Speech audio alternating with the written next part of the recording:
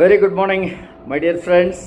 இன்றைக்கி Lime லாயரிக்ஸ் morning மெசேஜில் ரேப்போவுடைய continuation.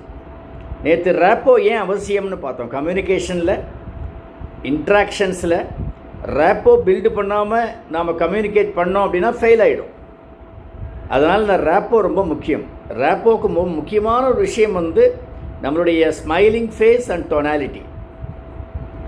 இது உடனே விசிட்டிங் கார்டு மாதிரி கொடுத்த உடனே நம்ம யாருன்றதை காமிச்சிடும். ஸோ இன்றைக்கி நியூரோ லிங்குவிஸ்டிக் ப்ரோக்ராமிங் NLP அப்படிங்கிற அந்த ஒரு விஷயத்தில் அந்த டெக்னிக்கை பயன்படுத்தி, இட்ஸ் அமெரிக்கன் சைக்கலாஜிக்கல் டெக்னிக்.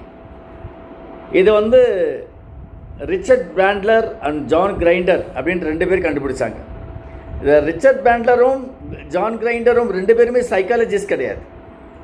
ஆனால் அந்த சைக்கலாஜிக்கல் டெக்னிக் கண்டுபிடிச்சிருக்காங்க. அவர் ரிச்சர்ட் பேண்ட்லர் ஒரு மேத்தமெட்டிஷியன், ஜான் கிரைண்டர் ஒரு லிங்குவிஸ்டிக் எக்ஸ்பர்ட். அவர் இந்த நியூரோ லிங்குவிஸ்டிக் ப்ரோக்ராமிங்கிறத ஏன் கண்டுபிடிச்சாங்க அப்படின்னா, ஏர்லி 70s யூஎஸில் நம்மளுடைய அந்த ஹிப்னோட்டிசம்ன்றதை பேன் பண்ணியிருந்தாங்க. இப்போது அவங்க அது பேன் பண்ணல, பேன் லிஃப்ட் பண்ணிட்டாங்க. அப்போது அது பேன் பண்ணதுனால அதுக்கு ஒரு மாற்று ஒரு முயற்சி, ஒரு யுக்தி அவங்களுக்கு தேவைப்பட்டது. அதுதான் NLP. நியூரோ அப்படின்னா நரம்பு, உங்களுக்கு எல்லாருக்குமே தெரியும்.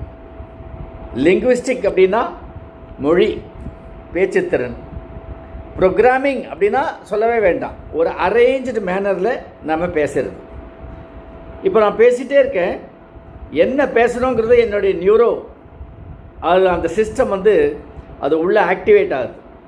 மூளை வேலை செய்கிறதுக்கு, கண் பார்க்குறதுக்கு, காது கேட்குறதுக்கு, வாய் பேசுகிறதுக்கு, என்ன வார்த்தைகள் செலக்ட் பண்ணுறதுக்கு எல்லாத்துக்கும் இந்த நியூரோ ரொம்ப அவசியம். லிங்குவிஸ்டிக், என்ன லாங்குவேஜ் நான் பேசுகிறேன், எந்த லாங்குவேஜில் என்ன வார்த்தைகள் நான் செலக்ட் பண்ணுறேங்கிறது ரொம்ப முக்கியம். ப்ரோக்ராமிங், கப்பல் பிளேன் போகிறது, கப்பல் தண்ணியில், பிளேன் ஆகாயத்தில் அப்படின்னு திடீர்னு ஆரம்பித்தேன்னா, ஐயா என்ன இவன் வளர்றான், என்ன பேசுகிறான் அவன், ஏதோ நியூரோ லிங்குவிஸ்டிக் ப்ரோக்ராமிங்னு சொல்லலாம், டெக்னிக்னு சொன்னால், ரேப்போன்னு சொன்னால், திடீர்னு கப்பல் பிளேன்னு போகிறானே, என்னென்னா இங்கே ப்ரோக்ராம்டு மேனரில் என்னுடைய அந்த ஸ்பீச் வெளியில் வரல. ஸோ நாம் நியூரோ தான் ஃபஸ்ட்டு, அதுக்கப்புறம் பேச்சு, அது ப்ரோக்ராம்டாக வரணும். இது எல்லார்கிட்டையுமே இந்த ப்ராசஸ் உள்ளே நடந்து தான் அந்த அவுட்புட் வெளியில் வருது. இதுதான் அவங்களுடைய சிம்பிள் டெக்னிக். ஸோ இது ரொம்ப எஃபெக்டிவான ஒரு விஷயம். நான் கூட முதல்ல படிக்கும்போது இது என்ன ட்ரையாக இருக்கே, அது நிறைய பேர் நீங்கள் பார்க்கலாம். நான் NLP மாஸ்டர் சர்டிஃபிகேட் வச்சுருக்கேன், NLPயில் கிராண்ட் மாஸ்டர் சர்டிஃபிகேட் வச்சுருக்கேன், நான் இதை பண்ணுவேன் அதை பண்ணுவேன்னுவாங்க. ஆனால் ப்ராக்டிக்கலாக அவங்களால ஒன்றும் பண்ண முடியாது. ஒரு கிளாஸ் ரூமில் ட்ரைனிங் எடுக்கலாம். இதை நம்ம ப்ராக்டிக்கலாக நம்ம பார்த்தோம்னா பெஸ்ட் ரிசல்ட்ஸ் வரும் எல்லாருக்கும்.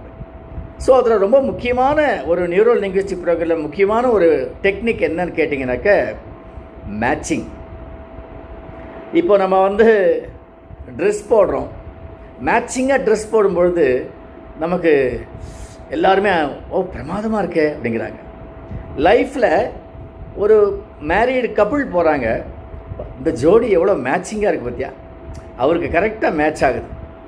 அந்த உருவம் மட்டுமல்ல, எண்ணங்களும் செயல்களும் சொற்களும் மேட்ச் ஆயிடுச்சு அப்படின்னா ரிசல்ட் பிரமாதமாக இருக்கும், ரிசல்ட் சக்ஸஸ்ஃபுல்லாக இருக்கும்.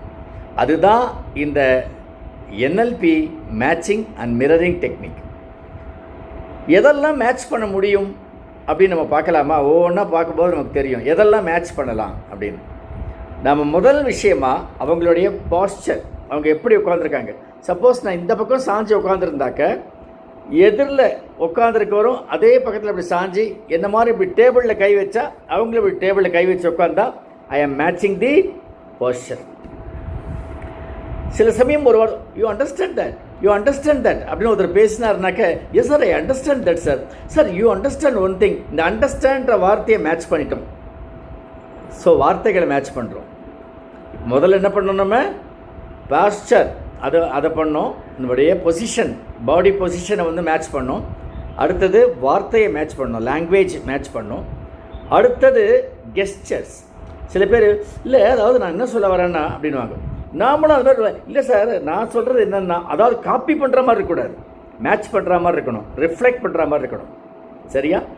ஸோ அந்த பாஸ்டர் பார்த்தோம், லாங்குவேஜ் பார்த்தோம், அதுக்கப்புறம் வந்து நம்மளுடைய அந்த மேனரிசம் அதை பார்த்தோம். இன்னொன்று என்னன்னு கேட்டால் ப்ரீத்திங். நம்மளுடைய ப்ரீத்திங் எப்படி மேட்ச் பண்ணுறதுன்னு, இது எப்படி என்ன ஏது ஆச்சரியமாக இருக்கா? அடுத்த எபிசோடில் நான் ஒவ்வொன்றா சொல்லித்தரேன். All the best my dear friends.